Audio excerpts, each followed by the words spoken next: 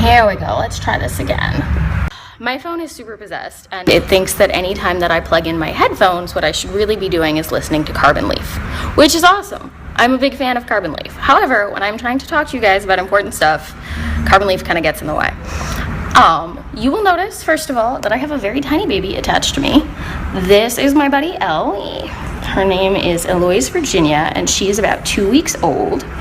And we are standing in the Virginia State Inspector General's office because her mama has an interview today, which we are super excited for.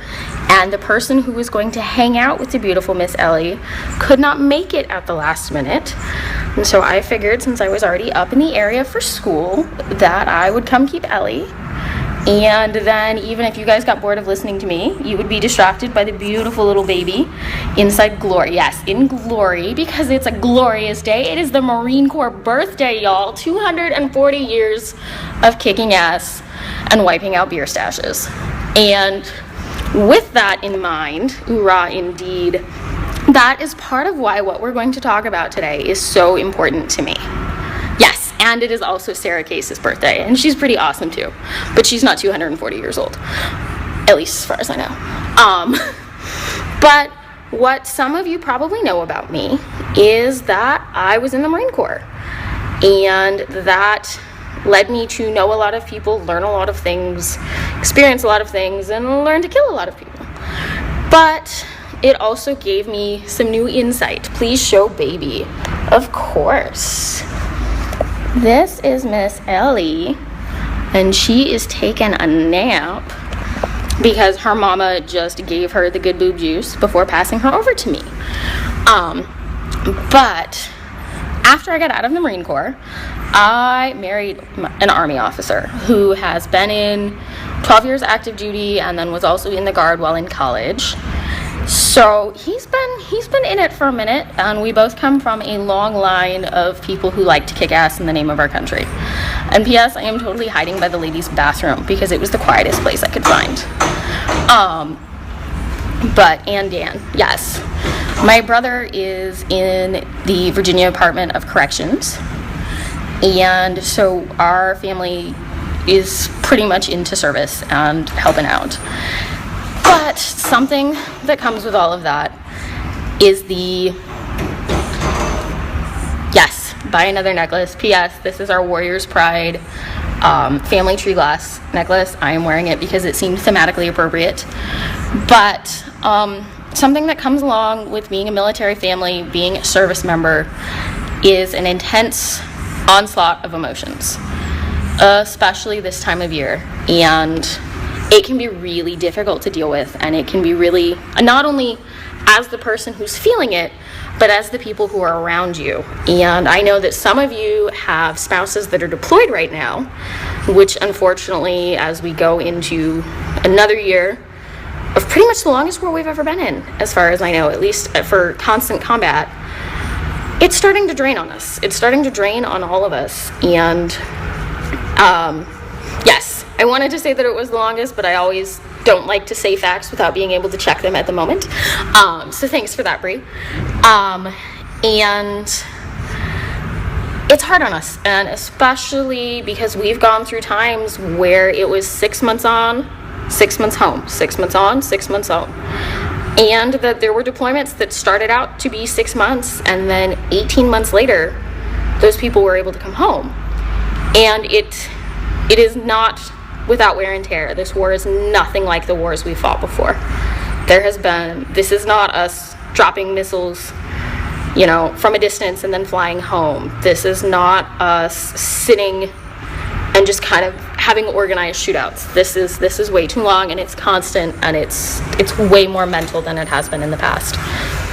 And with it being the Marine Corps birthday, and with it being the day before Veterans Day, and with us getting into the holiday season, you are going to start noticing some changes in the people around you if you haven't already. The big one that comes up this time of year is going to be survival guilt.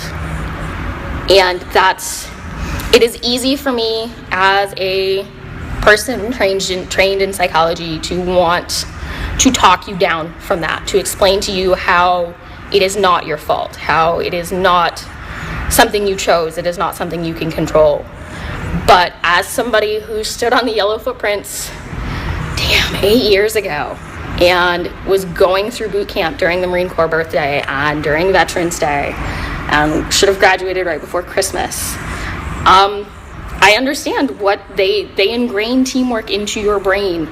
I remember standing at attention, yelling, "Born to fight, trained to kill, ready to die, but never will."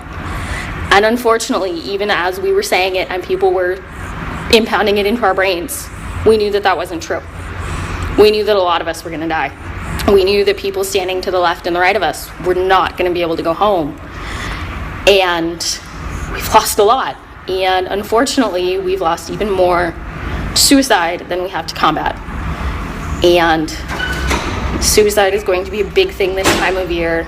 They have a lot of debates back and forth about whether or not suicides are actually higher at Christmas. But I do know that for service members and for their families, it's a stronger impact, because you think about everything that's going on around you, and you either have, like I mentioned, you've either got survival guilt, where you are crushed by the thought of the people who you love and care for that are no longer here. And the other part of it is those vets and service members, yeah, you can tell that I'm about to cry, the vets and service members that feel like they have nothing. It was very impactful for me to drive up here today and pass homeless veterans on the highway. And I wanted to stop and talk to them, and I knew that I had to be here so that I could keep Miss Ellie, but I wanted to stop and be like, "Get in my truck, let me take you somewhere warm." It's, as you can tell, it's nasty here in Richmond. It's raining, it's cold. Yes, there is the guilt of either not deploying or not redeploying. As a lot of you know, I have never deployed. I own that straight up front. I was in the Marine Corps a little over a year. I broke nearly every bone below my waist. And the Marine Corps was like, "You're not as useful right now. You should probably go get an education and go home." And I did. But like I said, I went in about 8 years ago. I went in 2007. And that was a rough year. Something that I found out about my series, as they call it, when we went in, is that my graduating platoon was part of something called the Super Series. It is the only time in the history of Parris Island where there have been 3 female platoons that went through at the same time, because there was so many women that responded to the call of our country in the summer and in the fall of 2007, because we saw it on the news and we saw the people we were losing all around us, and we felt compelled to go and take up weapons and fight. And we're still the only series where there have been 3 platoons. It was an intense graduation. Oh. And yes, Miss Ellie is over here making grunts because she gets it. But so you're gonna run into high emotions with your family member, especially if they've been deployed. They are gonna be even more aware of crowds. They are going to be even more aware of the POW table, of the empty spots. And it's going to be hard. It's going to be really hard, and one of the best things that you can do for anybody that is going through that is to give them some extra grace. I know that sounds crazy, and I know that it's hard. I mean, I'm going to be honest, we got up this morning. My husband is off today and tomorrow, because that's how CASCOM did it, and found out that one of the guys that he was deployed with in 2005, 2006, killed himself over the summer. And the people that he deployed with only found out within the last couple hours because nobody had checked on him. They didn't think that they needed to. I mean, it's not always the people that are having it rough on Facebook. It's not always the people that are having it rough, across the sea. It's buddy check. For the love of God, if you take nothing else from this periscope, buddy check, buddy check, buddy check. 22 a day is 22 too many, and the holidays amplify it. Before my husband deployed in 2012, we spent the whole week before he left in Pennsylvania for a funeral for someone that he had gone to college with and had been a roommate with and went through ROTC and all kinds of stuff with. Hung himself right before Christmas.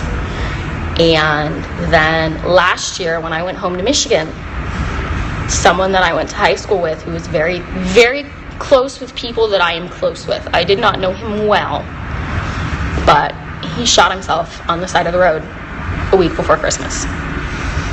And it's because these people feel like they either have nothing left, or that, more importantly and more often, that they have nothing left to offer. And that's what Bree mentioned a second ago with talking about, when you don't redeploy, when you get out, when you are forced out, you feel useless. You signed up to help all of these people and to change the world, and then you either get out or you get hurt, and it's a big thing. It's a very big thing.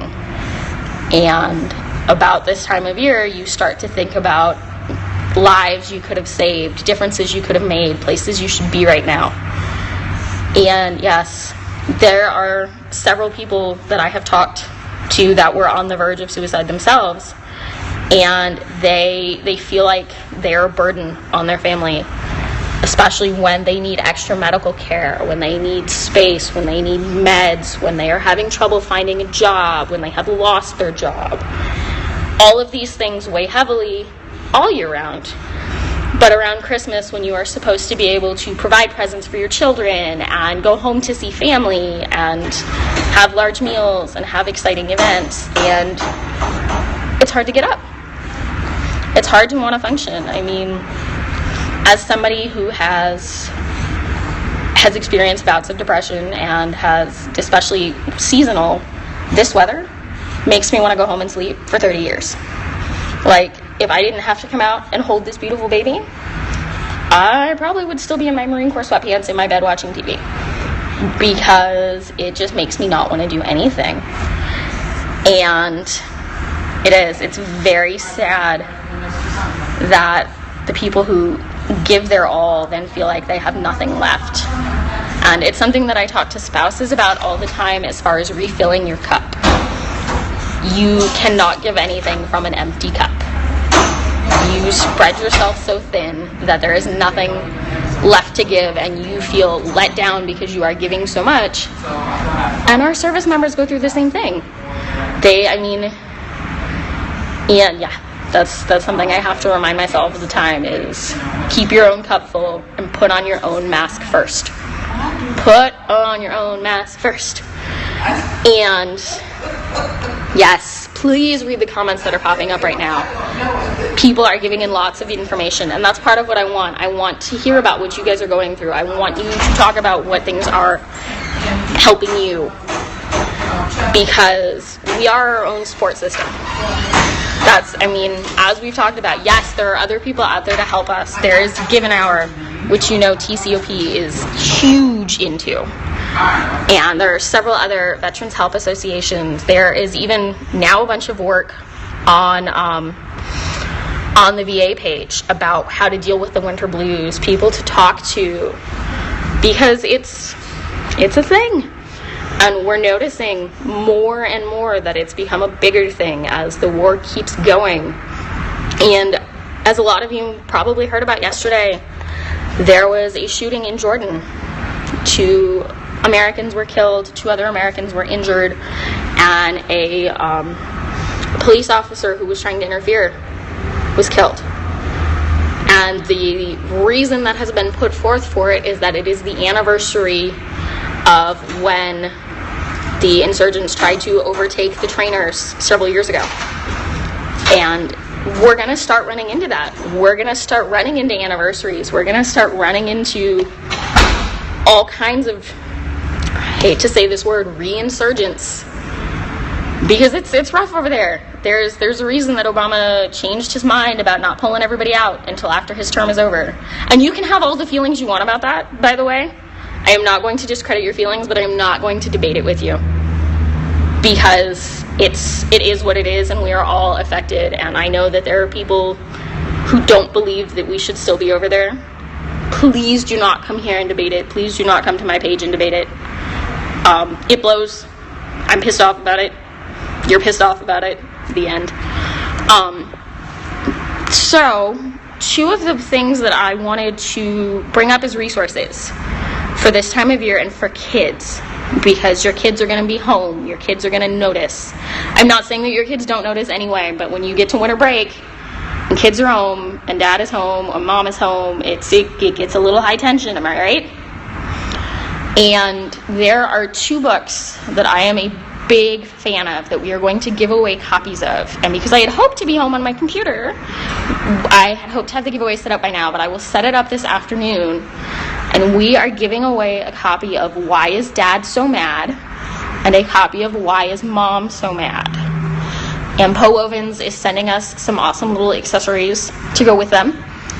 And I will put up later, I think I'm just going to put up a raffle copter when I get home, and it'll ask you some questions about here and about what we're talking about so that I can prove that you were here. So there's a lot of good books out for families with PTSD, but this is one of the first ones that I have found that was made by a vet for his family. And he originally wrote it for his own kids because he was having trouble explaining things to them. And then he realized that it would be valuable that people coming in and out of here broke a door. That's what that noise is, by the way. That flap, flap, flap noise is the frame of the That door, the frame of the door is broken, so every time somebody opens it, it goes flap, flap, flap, flap, flap. So I apologize for all the noise. But that does bring me to another point about high emotions. The noise. The noise of the holidays. The holidays are exciting. The holidays bring people together. If you go to the shopping mall, it is you and sometimes 80,000 of your closest friends. The crowds and the noise are something, the noise from the kids alone is hard. I mean, that is something we run into in our house. I have two very, very excited 3-year-old and 5-year-old. And they're a handful. And they're loud. And that is something that is going to be a definite trigger this holiday, is the noise. And one of my favorite things is noise-canceling headphones. The only reason that some people have trouble with them is because the opposite of all the noise is the no noise. And that within itself can also be an issue. Sometimes too quiet is equally frightening. So I have run into several people that find that when they go to the mall, when they make it through the airport, they wear headphones with music to help tune out the noise. To draw parallels, a lot of the things that work well for autistic children work well for vets, because it's the overstimulation from the noise. And while for autistic kids it is overstimulation pretty much like exactly, but for vets, returnees, people that have been recently deployed and are still active duty, it's overstimulation due to hypervigilance. And that is something that you don't think about because everybody loves holidays, right? No. Yep. Headphones are a huge help, and it doesn't matter if you are listening to Disturbed or if you are listening to Mozart. If you have something that helps you step a little bit out of your surroundings but not completely out of your head, then the headphones are a big help.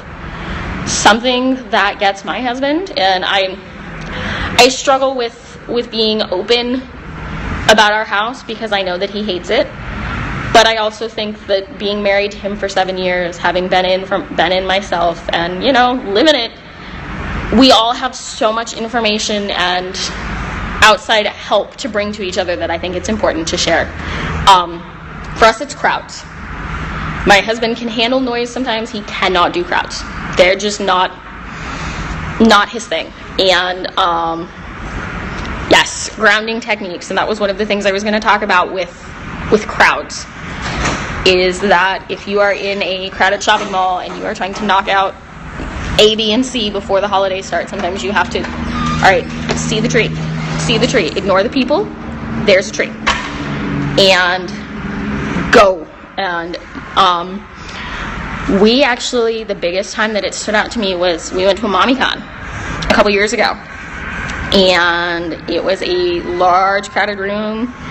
And my husband walked in, and he stood there with my kids for about 3 minutes, and then he was like, nope. He got really still. You saw the back straighten. You see their brain prepare for war.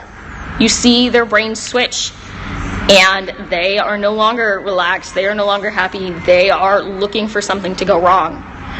And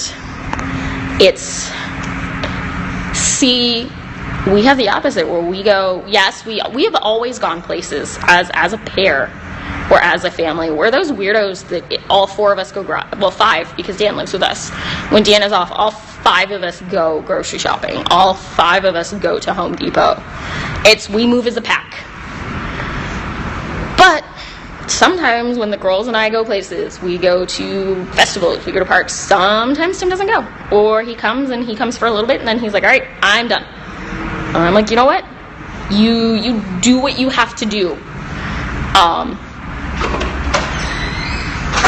And sometimes it can be a lot, and it can be a lot to explain to the kids that, no, Daddy really likes you. Daddy cannot come visit Santa with us. Daddy cannot go to the tree lighting. Daddy, or Mommy, or Aunt, or Grandma, or whoever it is. Yes, they love you. They love you more than anything. But it is and something else to keep in mind. It is a lot to ask of them. It is not fair to ask them to do things that intentionally pull them out of their square. And you will run into family who does not understand that. You, especially again with the holiday season, you will run into family that thinks that if they tried harder, or if they cared more, or if they wanted to be more involved, then they would. No. And that's something as a caregiver that I'm sure that you are taught over and over, is how to be an advocate. Sometimes you are the voice of reason. And sometimes it's okay to grab their hand and be like, no, look, we can do this. We can do this together. But it's also important to know when to be like, stop. I am going to advocate for you, and I am going to tell the masses that they can suck a big fat one, and we're going to stay home and do nothing. And that is one of the deals that we have had to make in our house, is that, so my birthday, Thanksgiving, my husband's birthday, Christmas, and New Year's are all within 6 weeks. And then, of course, we have Veterans Day and the Marine Corps birthday, which is always like a second birthday for me, are all together. And we have to pick and choose, first of all, one holiday we can go somewhere. The other holiday, we stay home. And sometimes it's we stay home and we invite family to come to us. And sometimes and we've had holidays where we've been like, we're staying home, our doors are locked. We do not want to see your happy, smiley faces. We love you all. We will call you and wish you happy holidays. But you have your holiday over there, and we're going to have our holiday over here. And it's part of knowing your space and knowing your family and knowing what you guys can tolerate. Because they say if mama ain't happy, ain't nobody happy. But if mom is having a breakdown in the corner, it's going to be a holiday to remember, and not for a good reason. And you need to know yourself, you need to know your spouse, and you need to know what boundaries you're willing to push and when.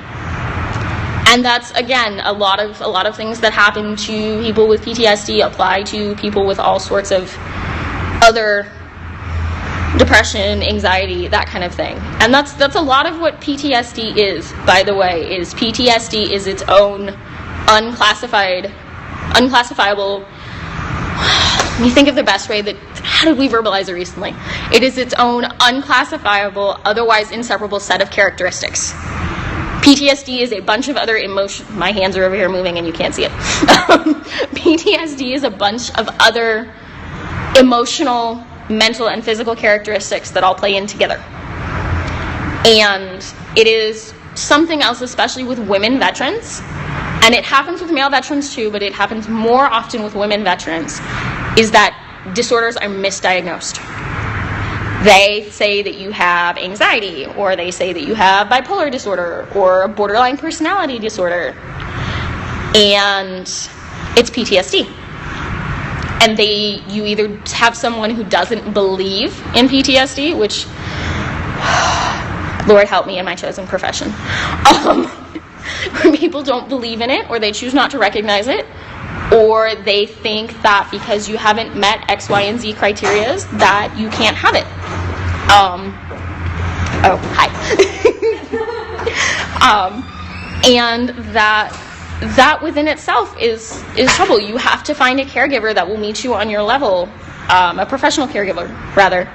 And yes, PTSD is a wide spectrum, and it can happen from deployment, it can happen from sexual abuse, it can happen from abandonment, it can happen, and that Chelsea brings up a great point.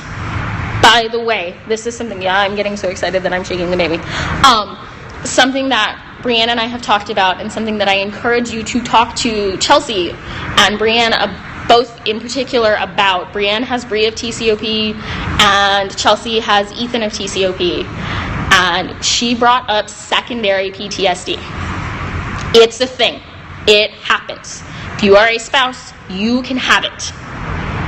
And while I do not throw around these diagnoses lightly, and I do not throw around spouses are affected too.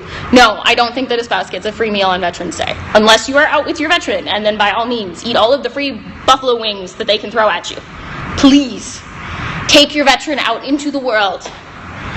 But, and I probably just lit a fire under somebody's butt, and I'm sorry, but that's how I feel.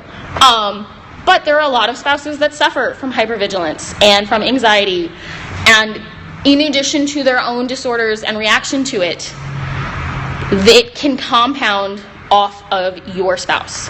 And I get that way sometimes. He's going to be really nervous. We have to watch for this. We have to look for that. Oh, no, don't look out that window. And so a story that Brianne told me yesterday, and Brianne, I'm throwing you all over the world, sorry, is when you pass an accident and you see the bodies in the black bags, or you see the truck stuck under the bridge, or all of that kind of stuff. And it's, you know enough to know that it's not always what it looks like. You don't necessarily know, you weren't there, so you think it's the worst, but you know enough to know that it could be the worst. And poor everybody that walks into this hallway to try to use the bathroom, they get to listen to me yell. But so I think it's really important to be extra mindful this time of year, especially. There are more car accidents, there are more suicides, there's more of everything, and it all ends up on the news. And the increase in, I can't say that word in this building, at least not in front of people, the increase in the terror alert. Sorry, I just had a security guard walk by me and realized that I probably shouldn't yell about terror in a government building. That's exactly it. Is you know what you've seen, and especially if you have been married to somebody for a while who has done multiple deployments and has had hands-on deployments. I mean, I remember Skyping with my husband after Devin was born, right after Devin was born, and hearing whistles in the background of Skype, and then the internet going out. And it's, you have to, what it is, and you have to pretend like you don't. And more importantly, the second time around when we would Skype with my husband, and Devin was 2 and some change, and Piper was newborn.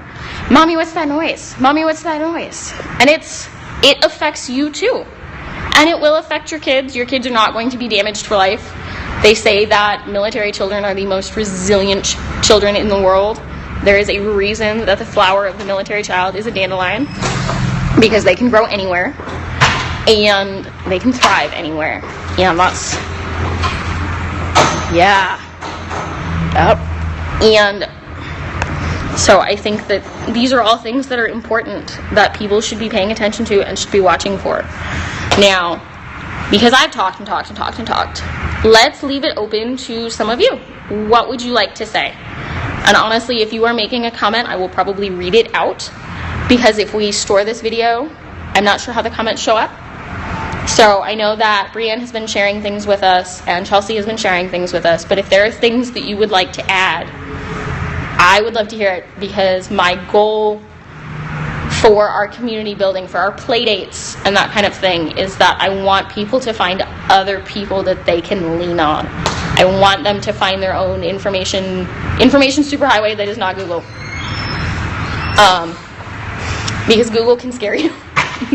Google can absolutely effing terrify you. And some of we just had a big batch of play dates in October and November. We've got one more this coming weekend at Shepherd Air Force Base. And also, if you are at or around Shepherd Air Force Base, Brianne and Chelsea Patterson will be working at the Holiday Hanger event. And we'll have a couple aloes, and we'll have some aloe Christmas ornaments and all of that good stuff. So you should definitely go visit them. But some of our other groups are doing small meetups, like they're doing a holiday get-together. I know in, I think today, actually, at Beale, they're decorating Christmas ornaments. And I encourage you to find, if big groups are not your thing, find small groups. Get off Facebook and see people if you can. I understand not being able to, or just not being able to fit one more thing in. But, yep, Beale has their craft date today. Yay! Yes, at 2 p.m. I encourage all of you to go out for that. And if you are in a region where you have a party rocker and you want a holiday play date, ask them. Ask them. They are there to help work with you and to help build a community and bring you together. The only one that might have trouble with that would be Wichita, because Victoria just had a beautiful baby boy. Yes. I get super jealous. I understand. I actually, when I moved in with my husband, I looked at re-upping because I was so jealous. And now that our kids are 3 and 5, and I will be 28 in a couple weeks, and I'm like, I could go into the reserves, and then I'm like, no, there is a reason that you have a disability check, because you are broken. And I battle with wanting to help and wanting to be out there and wondering if I can cause more harm because of the injuries that I have. And it's finding ways to help. And so that's why Rachel and I started TCOPs, because we wanted to help. And then we brought in all of these lovely volunteers who also want to help. Yes, find support. Find support. Yeah, Danny, yes, because they would give anything to be home.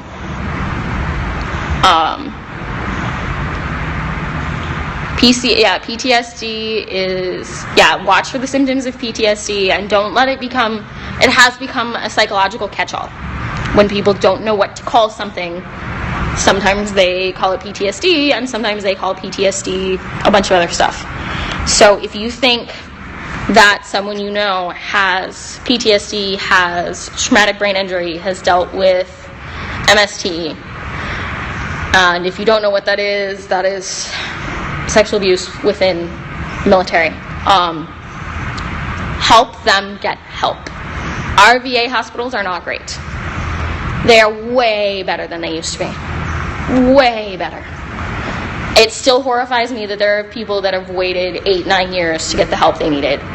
But they are getting better. Yes, go to vet centers. And since I have probably scared the people in this building long enough, I think we're going to wrap up before too long. But one of the things that I'm going to do when I get home, in addition to making that rafflecopter, and I hope that you've been reading these comments because some of these questions might be on it, is that I want to create a pinned post for the holidays so that people have a list of resources and people know what to look for. And I wish that I was at home right now because I would be doing a shot for the Marine Corps. But at 2:40 p.m., anywhere you are, if you are a supporter, vet, active duty, female Marines group has set up a shot train. So whatever, shooting anything you like. It can be espresso, it can be apple juice, like if you are my 5-year-old. But take a moment to remember the Marines and all of the other fine forces that have gone before us. And thank you guys so much for joining us, and I look forward to talking to you again soon. How do I make it go away? There we go.